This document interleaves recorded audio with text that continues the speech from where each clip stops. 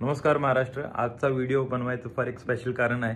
1.5 वर्ष झाले जवळपास मी पॉडकास्ट करतोय. 2018 मध्ये पहिला पॉडकास्ट केला होता.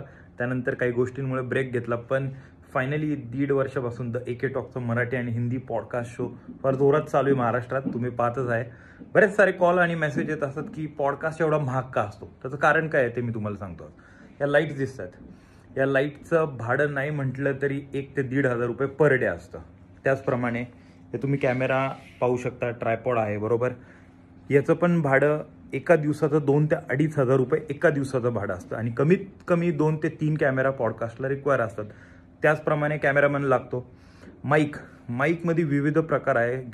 विकत घ्यायला गेलं तर 1-1.5 लाखापर्यंत चांगले माईक मिळतात, पण तेच जर रेंट आउट करायचं म्हटलं तर 1,000-1,500 त्या माईकचं भाडं असतं.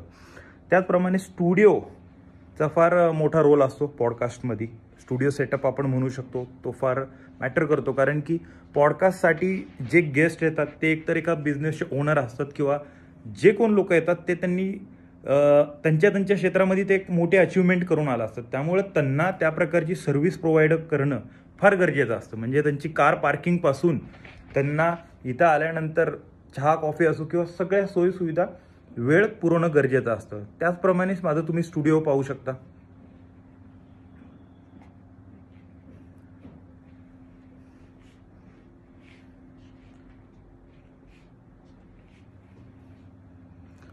जवळपास 700 स्क्वेअर फूटचं माझं पॉडकास्ट स्टुडिओ आहे.